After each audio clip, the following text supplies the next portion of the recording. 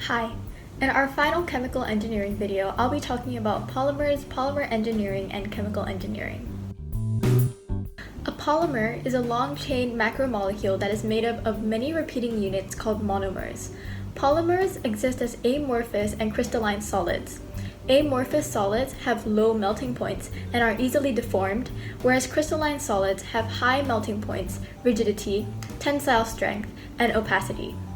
We can divide polymers into three basic groups: elastomers, thermoplastics, and thermosets.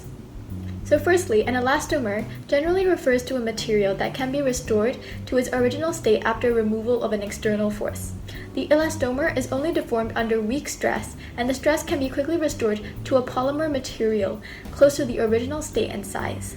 An example of an elastomer is rubber, whether it be natural rubber, nitrile rubber, neoprene, and more. Secondly, thermoplastic refers to a plastic that has heat softening and cooling hardening properties. Most of the plastics we use in our daily lives fall into this category. The plastic becomes soft and even flows when heated, and upon cooling becomes hard. This process is reversible and can be repeated. Thermoplastics have lower densities and properties such as transparency, which make them ideal for consumer products and medical products. They include polyethylene and polypropylene. Finally, a thermosetting polymer, or a thermoset, is a polymer that is irreversibly hardened by curing from a soft solid or viscous liquid prepolymer or resin, forming a product by a cross-linking curing process in combination with various necessary additives. It is liquid in the early stage of the manufacturing or molding process, and it is insoluble and infusible after curing, and it cannot be melted or softened again. An example of a thermoset is polyesters and epoxy resins. When we chemically synthesize polymers through addition or condensation polymerization, with these properties in mind, polymers turn out to be very useful. For example, polyethylene, a polymer of ethylene, is widely used for making plastic bags and bottles. Polypropylene is used for making crates and ropes, while polychloroethene and polyvinyl chloride, or PVC, are used for making water pipes. Polypropylene, a crystalline and thermoplastic polymer, is used in the textile industry for making molded objects. Vulcanized rubber is a synthetic form of rubber in which natural rubber is treated with a vulcanizing agent, normally sulfur, to increase cross-lining and cross-linkage in the natural polymer. Vulcanized rubber has more strength and resilience than natural rubber and is used to make shoe soles, toys, hockey balls, and more. Polymer engineering is an engineering field that designs, analyzes, and modifies polymer materials. It is a subfield of materials engineering and is closely related to chemical engineering, since both polymer and chemical engineering require knowledge of chemical reactions and interactions between chemical units in order to translate polymers or any other chemical product to consumable and marketable quantity to be mass-produced. Polymer engineers, like chemical engineers, use principles of plant design, process design, thermodynamics, and transport phenomena to develop new polymers and plastics in an efficient way that minimizes operational costs and environmental impact. Polymer engineers study plastics and other polymers at the molecular level, select polymers for new applications, and test plastics for new products. They can also work as an engineering technician or technologist, breaking down wood, cotton, petrochemicals, and other raw materials to create polymers in an industrial plant. While many polymers, such as polyethylene, are non-biodegradable, increasing research is going into producing biodegradable, greener polymers, which are better for the environment. Biodegradable polymers tend to consist of ester, amide, or ether bonds. In general, biodegradable polymers can be grouped into two large groups based on their structure and synthesis.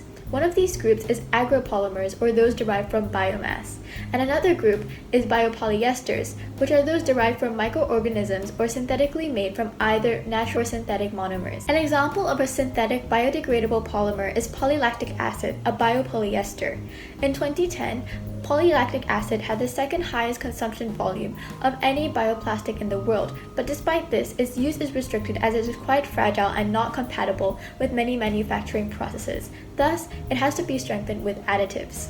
polylactic acid can be made from food waste, which solves a large environmental and economic problem, as it means that the anaerobic decomposition of the food waste will not lead to increased carbon emissions, and it means that plastics can be made without additional economic investments into the raw materials for the plastics.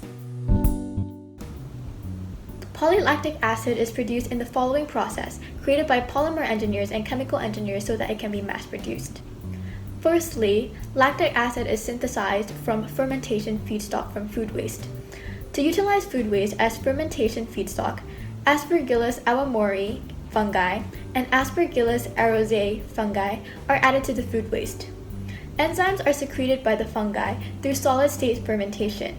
The fungal meshes are then blended with the food waste and undergo hydrolysis in a bioreactor, producing a nutrient-rich fermentation feedstock. Bacteria then consume nutrients in the feedstock, producing lactic acid. To recover lactic acid from the feedstock, cell biomass and impurities must be removed by filtration and centrifugation, which is when a mixture is separated through rapid spinning, for 30 minutes. Colored impurities are absorbed after mixing with activated carbon, and the solution is then concentrated through evaporation and extracted using ultrasonic methods. The resultant solution is separated with an ethyl acetate solution in a separatory funnel and isolated from the ethyl acetate by distillation at 40 degrees Celsius for 30 minutes. The next step is lactic acid polymerization to form polylactic acid, the polymer. Lactide is synthesized from lactic acid by dehydration and oligomerization, which is a chemical process that converts monomers into macromolecular complexes, or oligomers, through a finite degree of polymerization, as opposed to an infinite degree which instead creates polymers. It is crystallized in ethyl acetate, and the precipitate is separated by vacuum filtration, which is a fast filtration technique used to separate solids from liquids using a vacuum to draw the liquid out. And then, afterwards, this mixture is dried in a vacuum oven at 100 degrees Celsius. The polylactic acid is synthesized by ring-opening polymerization by heating the lactide at 200 degrees Celsius for 25 minutes under nitrogen gas. Finally, the polylactic acid is purified by precipitation in cold methanol, separated by vacuum filtration again, and dried in a vacuum oven. This polylactic acid can be manufactured into fiber by melt spinning, and this fiber can be used in the textile industry to make bags and other materials. Regarding this process to synthesize a biodegradable polymer, the polymer engineer would be the primary person figuring out the steps and construction of the polymer on a small atomic scale, whereas the role of the chemical engineer may be to help make this process feasible on an industrial scale. All manufacturing industries are searching for more sustainable products and polymers. Hence, there will be increasing demand for environmentally friendly polymers, such as polylactic acid or polyhydroxybutyrate, that are either biodegradable or bio-based. Research and development of these environmentally friendly polymers, or green materials, are of great importance in academia and industry. Chemical engineers and polymer engineers are instrumental in the research into green materials and producing them on a large scale to replace non-eco-friendly alternatives and ultimately better the planet.